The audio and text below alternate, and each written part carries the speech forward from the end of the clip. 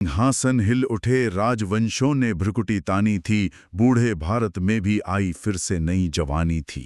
चमक उठी सन 57 में, वह तलवार पुरानी थी। बुंदेले हर बोलों के मुंह, हमने सुनी कहानी थी, खूब लड़ी मर्दानी, वो तो झांसी वाली रानी थी। ये पंक्तियां सुनते ही एक तस्वीर दिमाग में कौंध जाती है ना? बिल्कुल। घोड़े पर सवार, पीठ पर बच्चा बंधा हुआ और दोनों हाथों में तलवार। ये छवि हमारे इतिहास में, हमारे चेतना में बस गई है। हम सब ने झांसी की रानी का नाम सुना है, लेकिन आज हम इस छवि के पीछे की जो इंसान है, मणिकर्णिका, उनकी कहानी में थोड़ा और गहरा उतरेंगे। जी। हमारे पास कुछ बहुत दिलचस्प स्रोत हैं जो उनकी जिंदगी के हर पहलू पर रोशनी डालते हैं। और आज हमारा मकसद सिर्फ इतिहास दोहराना नहीं है। नहीं, हम उन वजहों को, उन परिस्थितियों को समझने की कोशिश करेंगे जिन्होंने वाराणसी की एक लड़की को, मतलब मणिकर्णिका को, दुनिया के सबसे बड़े साम्राज्य के लिए सबसे बड़े खतरों में से एक बना दिया। तो चलिए कहानी की शुरुआत से शुरू करते हैं। हाँ। मणिकर्णिका, जिन्हें घर में प्यार से मनु या छबीली भी कहते थे। जी। जन्म हुआ वाराणसी में 19 नवंबर को। हालांकि जन्म के साल को लेकर थोड़ा मतभेद है। कोई 1835 कहता है, कोई 1828। हाँ, ये बात सही है। लेकिन जो बात तय है वो ये कि उनका बचपन आम लड़कियों जैसा तो बिल्कुल नहीं था। और ये उस जमाने के हिसाब से बहुत ही अलग बात थी। बिल्कुल। उनके पिता मोरोपंत तांबे पेशवा बाजीराव द्वितीय के सलाहकार थे, और जब मनु सिर्फ 4 साल की थी तो उनकी माँ का देहांत हो गया। बहुत छोटी उम्र में। हाँ।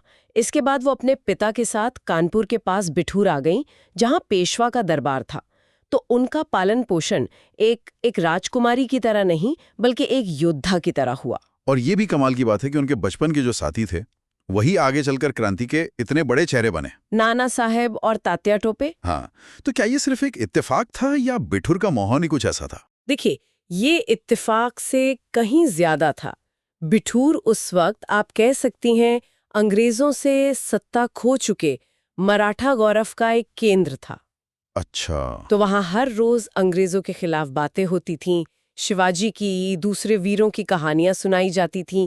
तो मनु के लिए तलवार चलाना, घुड़सवारी करना, ये सिर्फ खेल नहीं था। ये एक तरह की तैयारी थी। जी, उनका बचपन ही एक तरह से क्रांति की पाठशाला में बीता था। और फिर लगभग 14 साल की उम्र में उनकी शादी झांसी के राजा गंगाधर राव नेवलकर से हो गई। और कानपुर की छबीली बन गई झांसी की रानी लक्ष्मीबाई। लेकिन उनकी जिंदगी में ये जो खुशियों का दौर था, ये बहुत लंबा नहीं चला। बहुत छोटा था। 1851 में उन्हें एक बेटा हुआ, लेकिन सिर्फ 4 महीने में ही उसकी मृत्यु हो गई। और इस सदमे से राजा गंगाधर राव कभी उभर ही नहीं पाए। उनका स्वास्थ्य भी गिरने लगा बहुत तेजी से। उन्होंने अपने चचेरे भाई के बेटे आनंद राव को गोद तो ले लिया, उसका नाम दामोदर राव भी रखा, लेकिन वो खुद नहीं बच पाए। जी, कुछ ही दिन बाद 21 नवंबर 1853 को राजा का भी निधन हो गया। मतलब 20 साल की उम्र तक पहुंचते पहुंचते उन्होंने अपना बच्चा भी खो दिया और पति भी। और इसी निजी दुख के बीच उन्हें एक पूरे साम्राज्य से अपने राज्य को बचाने की जिम्मेदारी उठानी पड़ी। और यहीं पर कहानी में ब्रिटिश ईस्ट इंडिया कंपनी की एंट्री होती है। हाँ, और वो भी अपने सबसे बुरे रूप में। गवर्नर जनरल लॉर्ड डलहौजी ने एक नीति लागू की थी, जिसे हम डॉक्ट्रिन ऑफ लैप्स या हड़प नीति के नाम से जानते हैं। जी। मतलब अगर किसी राजा का अपना सगा बेटा नहीं है तो उसका राज्य सीधा अंग्रेजों के कब्जे में चला जाएगा। हाँ, पर यह सिर्फ एक कानूनी नियम नहीं था। इसके पीछे की मंशा को समझना जरूरी है। क्या मंशा थी? ये एक आर्थिक हथियार था। झांसी जैसे राज्य को हड़पने का मतलब था बिना कोई जंग लड़े एक बहुत ही जरूरी ठिकाने और उसके पूरे राजस्व पर कब्जा कर लेना। अच्छा। उन्हें रानी को 5,000 रुपए मासिक पेंशन ऑफर की और किला खाली करने को कहा। अब आप सोचिए, झांसी का सालाना राजस्व लाखों में था। ये पेंशन तो कुछ भी नहीं थी। मतलब ये शुद्ध मुनाफाखोरी थी जिस पे कानून का एक पर्दा डाल दिया गया था। बिल्कुल। और उन्होंने गोद लिए हुए बेटे दामोदर राव को वारिस मानने से साफ इनकार कर दिया। और यहीं पर रानी ने वो प्रसिद्ध वाक्य कहा था, मैं अपनी झांसी नहीं दूंगी। जी, लेकिन उन्होंने तुरंत हथियार नहीं उठाए। नहीं, उन्होंने पहले कानूनी रास्ता अपनाने की कोशिश की। हाँ, और ये किस्सा भी बहुत दिलचस्प है। उन्होंने एक ऑस्ट्रेलियाई वकील थे जॉन लैंग, उनसे संपर्क किया, जो पहले भी कंपनी के खिलाफ कुछ केस जीत चुके थे। जी।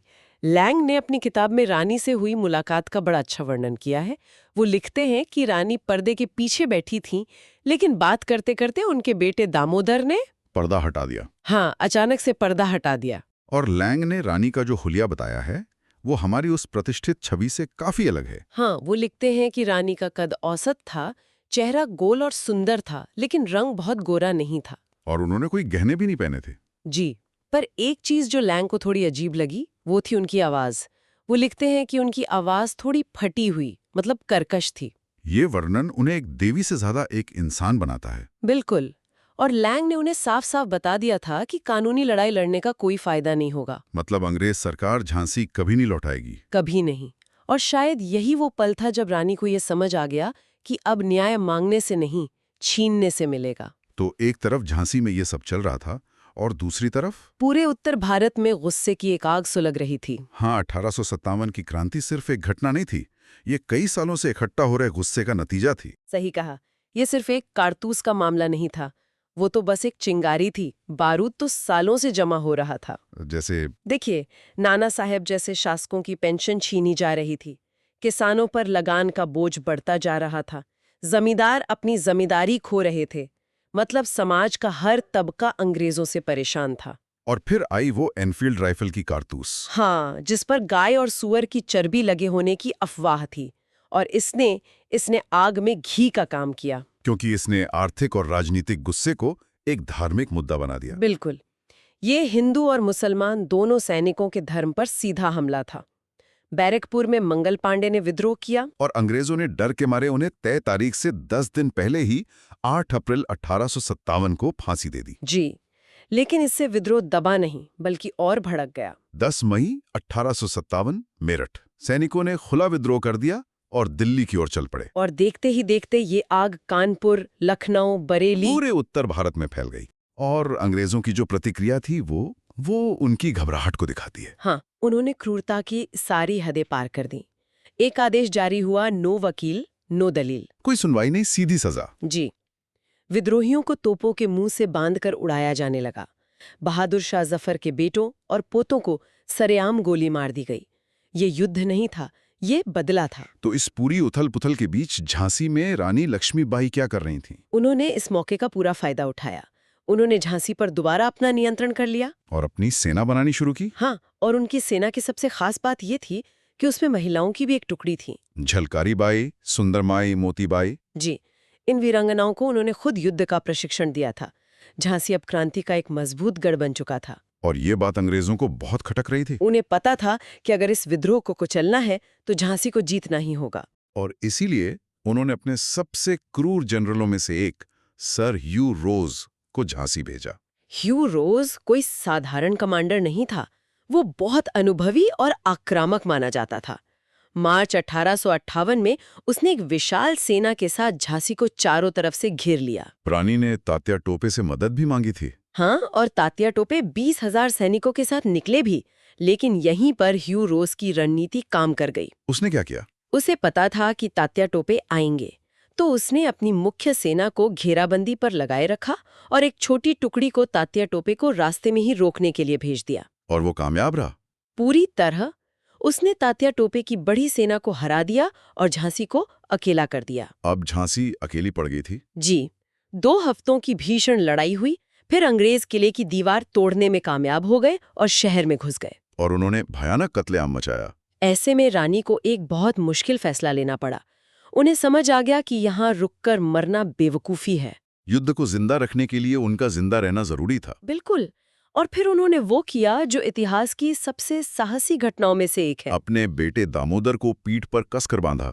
अपने घोड़े बादल पर सवार हुई और किले की ऊंची दीवार से कूदकर अंधेरी रात में निकल गईं। ये सोचना भी मतलब रोंगटे खड़े कर देता है। वो किसी तरह कालपी पहुंची, जहां तात्या टोपे और राव साहब पहले से मौजूद थे, और वहां एक नई और ज्यादा साहसी योजना बनी। ग्वालियर पर कब्जा करना। हाँ, ये एक मास्टर स्ट्रोक था, क्योंकि ग्वालियर के किले में सिंधिया का खजाना था, मतलब क्रांति के लिए पैसा। और ये एक अहम सप्लाई रूट पर भी था। जी, इस पर कब्जे का मतलब था अंग्रेजों की सप्लाई लाइन काटना। और ये योजना काम भी कर गई। हाँ, ग्वालियर के शासक सिंधिया के जो सैनिक थे वो भी रानी के पक्ष में आ गए।